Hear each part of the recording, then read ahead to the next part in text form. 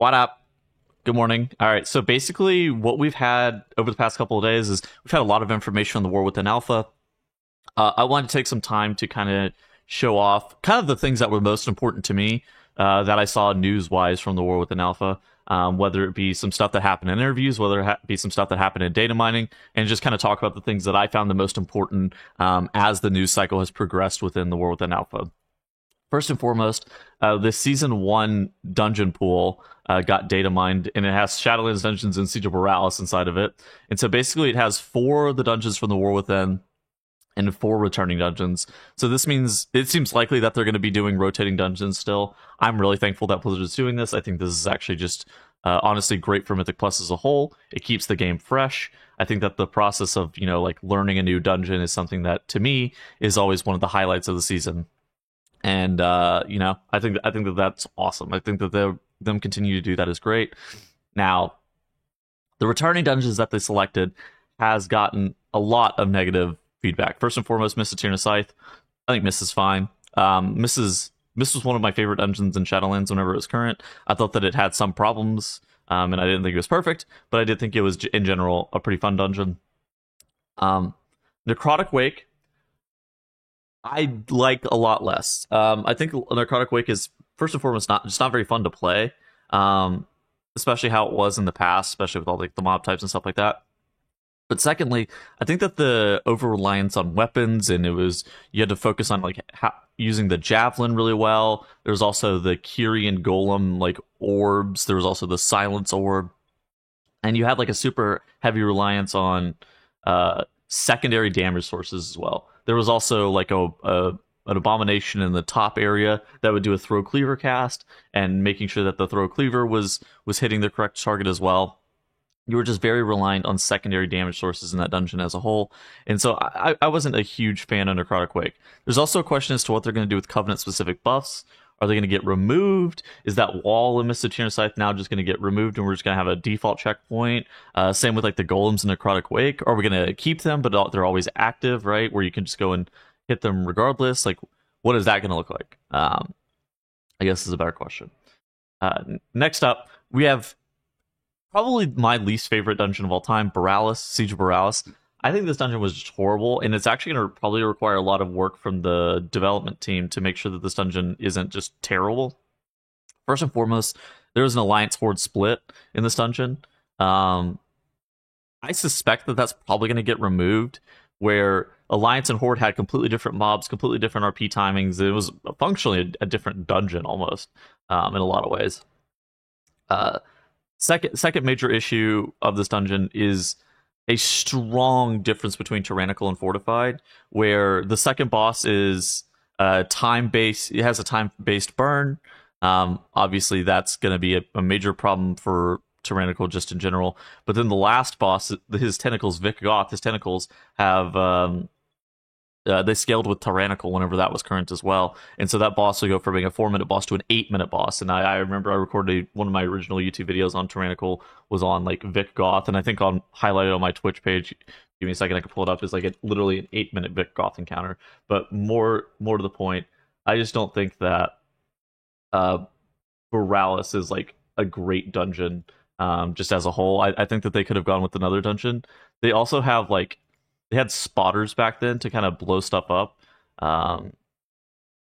Is that really even that good? I think that the spotter should also be completely changed to not work like that as well.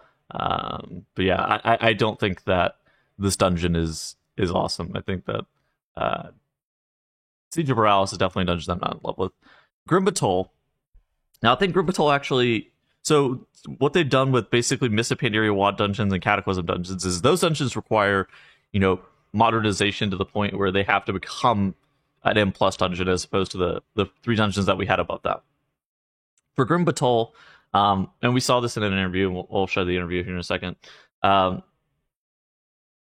think that they're going to try to keep elements of what made Grim Batol, but I have a strong suspicion that, it's gonna require some updating in regards to what does the dragon flying vehicle combat actually look like? Is that even something that's going to be looking to stay?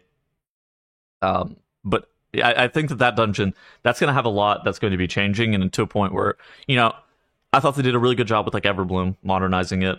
I think that Throw the Tides was like okay, but not very fun. And sometimes I think they hit or miss on the modernization of these old, really old dungeons. But I'm down for them to continue to try it. I think that the fact that they continue to try it, that's pretty positive. You can't really harp on them too much. Um, and so that's going to be leading us into some of the interview content that we saw over the past couple of days. And this one was probably the most important one for me. It was with Towley, Andrew D'Souza, and George. I've met Andrew D'Souza and George a couple of times. I think those are great people. Honestly, awesome people. George works on combat, and he does, I think he does some like hero talents. Is kind of what I believe that George's job is, and Andrew D'Souza basically runs Mythic Plus, more or less. Those are basically what those people do. And so I thought that this entire interview, I would go and watch this Towley interview, the entire thing, if you really wanted to. We're going to be kind of covering some of the most important stuff out of this Wowhead highlight. Basically, Towley asked a question about affixes. He said, how can affixes be something that's more fun? And Drew basically goes on to say, the conversation around affixes, there's always going to be some tension there due to the nature of them. They create friction. They pose challenges as you go up in key levels. And it's something that we talk about a lot on the team, is how to address that going forward. We made big changes in Dragonflight Season 2, and we pushed the last bucket of affixes deeper into the pool. So we're looking to put the right place to put that kind of challenge in the right ways to challenge players as a whole going forward. Obviously, the main goals are to present an extra challenge. And so basically, this is a long way of saying, affixes are not going to be changing to be something that's positive. We think that while it does suck and players are going to be always complaining about affixes, we think that level of friction is actually needed. It also kind of gives, he didn't say this, but it also kind of gives players like a common thing to complain about. So I do understand where he's coming from with this. I don't necessarily agree, but I think that coming from a Blizzard employee, it makes a lot of sense, right? That's their job, right? Their job isn't necessarily to hand players everything. It is to create some challenge. Affixes can do that. Are there any new Mythic Plus affixes or any remaining seasonal affixes? We don't have plans for seasonal affixes in the War Within currently. That said, it doesn't mean that they're gone for good. Like I mentioned earlier, affixes are going to continue to evolve, and we're going to iterate on them. We're going to end up taking community sentiment and feedback where we make those decisions. As far as new features that I'm excited about, this is in a little in line with what we're doing with Season 4. There's a difficulty recalibration on what an M0 dungeon is. For people that really like the Mega Dungeon, what we're going to try to do going forward is any dungeon that's part of the M Plus rotation will also be a part of M0 as well. So you'll have rotating M0s as well. Even if you don't do Mythic Plus, you'll get a new set of content every season. I think this is actually sick for the average Mythic Plus player. I think that there was, if you didn't do Mythic Plus, like, were you going to be doing M0 2 seasons later, and it's not rewarding like adequate rewards? And so I think modernizing M0 every single season, and honestly putting M0 in with the exact same dungeon pool, I think that that's great for the player base, just for people to be able to learn how to do the dungeons, how to get into Mythic Plus, also like gearing options for those people as well. As for the seasonal affix question, I think this is understandable. This is going to kind of depend on community sentiment and feedback pretty heavily. Most people are like, it seems to me, kind of 50-50 on whether or not they want seasonal affix to come back or not. Personally, I think seasonal affixes are fine to stay. If they're ever at the cost of rotating dungeons, I'm absolutely not on board with that. But also at the same point, I'm okay with seasonal affixes not being present. Something that I realized whenever I went back and looked at seasonal affixes, because my initial gut reaction was like, oh, I'm kind of sad that seasonal affixes are gone. But over half of the seasonal affixes were bad. So bad or nothing burgers. And whenever I realized that, I was like, maybe not. So maybe that's fine that they're actually gone. Okay, Grim Patrol. So Grim Patrol's coming back. I thought it was a pretty cool setting for us. Basically, they think it's cool lore-wise. We're taking all the lessons that we learned from Dragonflight 2 with these revamps. We want to keep the spirit of the bombing run, but we'll make sure to touch it up for modern pacing considerations and balance. I mean, they remove the jellyfish and Throw the Tides. They do, a modernization of these dungeons fairly regularly, so I would not be shocked if they do that for Grim Patrol as well. Raid buffs. Are there plans to ease up the restrictions caused by rebuffs or scrolls or similar? George answers, no, not currently, at least nothing we can share publicly. It's something that we talk about, but as of right now, there's no current plans. Basically, there's just... that's basically them saying, no, we're not changing it. We do hear the... This is them saying, yeah, we hear the community feedback, we're not changing it. We're not ready to change it yet. Basically. Augmentation. Do you still consider augmentation a success? Any plans on changing the way it allocates damage? Bit of a contentious topic.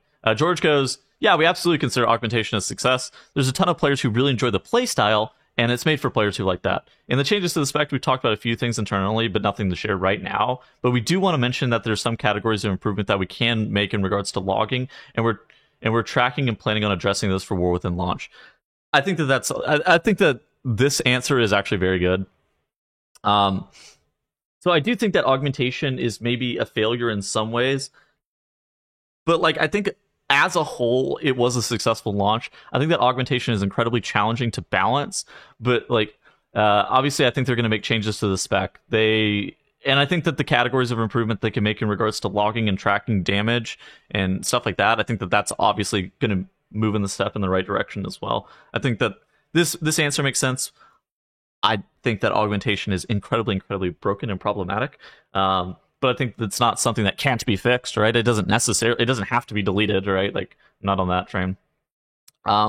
Difficult mythic bosses was the last question in this interview, and it says, the last few bosses of the raid on mythic difficulty were very difficult. What can we expect from the War with them? Yeah, we have a target audience that gets there first, and we really want them to be engaged and for it to be exciting, but we also have to consider everybody else. I don't have anything concrete as far as a plan, but it's a serious topic that we're talking about pretty often internally. They know. Blizzard knows, man. It's not like... they know that the tuning of the raid the last couple of tiers was not the greatest, and I'm sure they're aware. I think that the fact that they publicly say, yeah, this is a very serious topic that we discuss often, that's good. I mean, I'm glad that they're aware. It makes sense. On top of that, so cool news. I think that was a great interview. I love George and Drew. So great people. There was also something where a Heroic Week is returning in the War with them. And basically, it says Dragonflight changed the release schedule for the first time while removing Heroic Week, a 1-week period where Mythic raids in the full loot pool of Mythic Plus were not open, while removing Heroic Week had upsides for certain players, such as not having arbitrary caps for 1 week. It's been criticized by others for, a myriad of reasons, heroic splits, lack of class tuning because of Heroic Week data. I feel like this one's very, very narrow. Raid bosses having larger power delta between the first and last Mythic boss because of lack of Heroic Week. Having guilds feel like they have to spend every available hour doing Mythic Plus spam the first week in order to get geared up for Mythic. I think that this one and this one is like... These two are probably the most problematic. Then in the middle are definitely less. These are more like feels, like the vibes are off. Basically, this is a lot of nothing. And then Bybee goes, then we'll have a period where we actually will have access to the M0 system without the season having gone live. And then the season will start and you'll have your Heroic Week and you'll have your rest of your content unlocked. So it's not like super clear as to whether or not Mythic Plus is still going to be artificially gated. So I guess there's a couple questions. Is Mythic Plus going to be artificially gated about the max level rewards you could get? With a Heroic Week in the past, basically what happened was the Heroic Raid would release, but at the same time the new season would start for Mythic Plus, but you were only getting rewards for that season of Mythic Plus up to like level 7. And then beyond that, you weren't getting any rewards at all. Now, I wonder if you're actually going to be able to get still Mythic Plus rewards, right? And if it's going to be like uncapped, because at the end of the day, the end of dungeon rewards are the same item level as Heroic Raid, right? So I guess there's a question is, you're not getting a vault you're not getting like I guess you would get a juiced vault that week in comparison. So maybe that would be a problem. But like in general, I do wonder like what they're going to do. Is it going back to the way of Heroic Week of old, where your Mythic Plus player is only allowed to do up to a 7 to get rewards? Or is it going to just still be this uncapped Mythic Plus thing? And there's just a Heroic Week to kind of slow it down a little bit and not have this like massive delta between like the top end guilds and stuff like that and everybody else. Hard to tell, but I think that Heroic Week returning as somebody who rated, I think that Heroic Week was something that was definitely desired. It was I think the pacing of the entire endeavor without a heroic week felt way too fast. It was very, very challenging, where you ended up spending every waking moment doing Mythic Plus to make sure that you were ready for your raid on Thursday or whatever. All right, last piece of news. We had an interview with Mr. GM and Holly Longdale. It didn't have a ton of stuff that I think is like super important. I think the most important thing is EUXNA crossplay. Blizzard would like it to happen, but there are many barriers like regulatory issues from different countries. That's unfortunate. I think that crossplay between regions like that would be awesome. There also Target was at 8-week patch cadence. Dude, if they can hit that with the War Within, that would be giga. On top of that, he said, Holly says that Blizzard feels like they have an underserved casuals and mid-core players, and they're working to address that with all different play modes and content that's being added. I think this is great for things like, the MOP remix, making sure that they just continue to make content for the casuals and the mid-core players is obviously going to create a healthier ecosystem. Blizzard's ecosystem and on World of Warcraft is great, and I think it's been moving in the right direction for an entire expansion, and it's continuing to move more in the same, right? Like it's still moving in the right direction. They also said that the War Within was quote unquote made for Holly, and it has quote so much casual content that will keep players engaged from follower dungeons to delves, and it allows players not looking to group up or only do content with a close-knit group of friends as well. So, there's going to be a decent amount of content in the War Within. I'm really excited to see what it looks like. Those were probably the most important things that we saw out of interviews and out of just the content that was announced as a whole. Overall, though, I hope you guys enjoyed the video, and I hope to see you guys in the next one. Adios, everybody.